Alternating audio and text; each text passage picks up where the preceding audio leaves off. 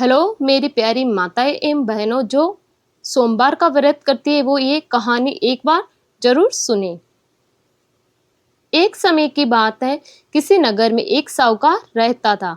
उसके घर में धन धान्य की कोई कमी नहीं थी, लेकिन उसकी कोई संतान नहीं थी। इस कारण वह बहुत दुखी परेशान रहता। संतान प्राप्ति के लिए वह प्रति सोमवार को व्रत रखता। वह पूरी श्रद्धा के साथ हर सोमवार को शिव मंदिर जाकर भगवान शिव और पार्वती की पूजा करता। उसकी भक्ति से माँ पार्वती एक दिन प्रसन्न हो गई। इन्होंने भगवान शिव से उस साहूकार की मनोकामना पूर्ण करने का आग्रह किया। इस पर भगवान शिव ने कहा कि हे पार्वती, इस संसार में हर प्राणी को उसके कर्मों का फल अवश्य मिलता है। जिसके भी भाग में जो हो उसे भोगना ही पड़ता है। लेकिन पार्वती ने साहूकार की भक्ति का मान रखने के लिए भगवान शिव से एक बार फिर इच्छा जताई। शिवजी ने कहा, माता पार्वती के आग्रह पर साहूकार को पुत्र प्राप्ति का वरदान तो दिया, लेकिन साथ ही यह भी कहा कि उसके बालक की आयु केवल 12 वर्ष की ही होगी। साहूकार माता पार्वती और भगवान शिव की बातचीत को सुन रहा था। उसे भगवान कि इस बात से न तो खुशी थी और न ही दुख था। वह हमेशा की तरह शिवजी की पूजा करता। कुछ समय बीत जाने के बाद साहूकार के घर में एक पुत्र का जन्म हुआ। जब उस बालक की उम्र 11 वर्ष हो गई तो उसे पढ़ाई के लिए काशी भेज दिया गया। साहूकार ने पुत्र के मामा को बहुत सारा धन देकर उसे काशी विद्या ले जाने को कहा।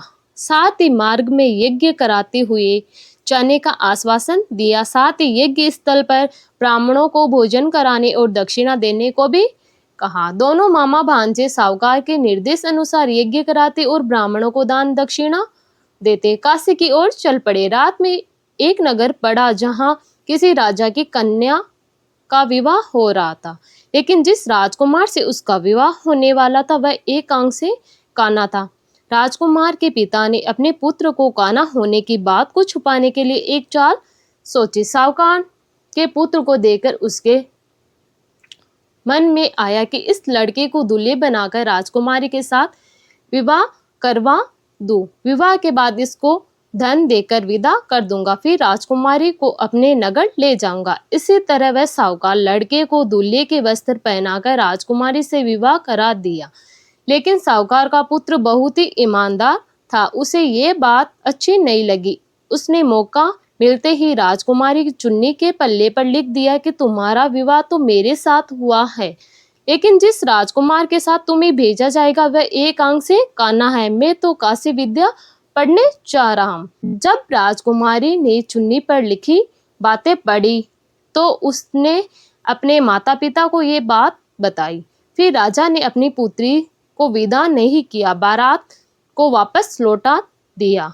दूसरी ओर मामा के साथ साहूकार का पुत्र काशी पहुंचा। वहां जाकर उन्होंने यज्ञ किया। जब लड़के की आयु 12 वर्ष की हुई उसी दिन यज्ञ रखा। लड़के ने इस दौरान अपने मामा से कहा कि मेरी तबीयत कुछ ठीक नहीं लग रही है।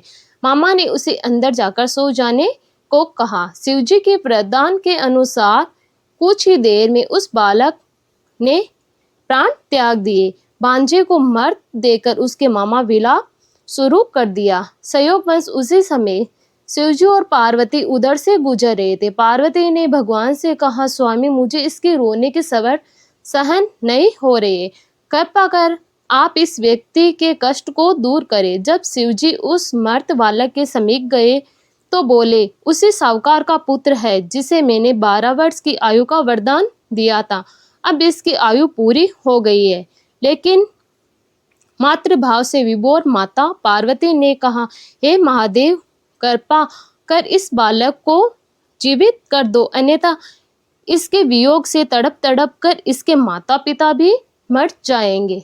माता पार्वती के इतने आग्रह पर भगवान शिव ने बालक को जीवित होने का वरदान दिया। शिवजी की इस कृपा से उस लड़के का पुनर्जन्म हुआ। इस तरह शिक्षा समाप्त कर लड़का मामा के साथ अपने नगर की ओर वापस निकल पड़ा। दोनों साथ ही चलते उसी नगर में पहुंचे जहां लड़के का विवाह हुआ था।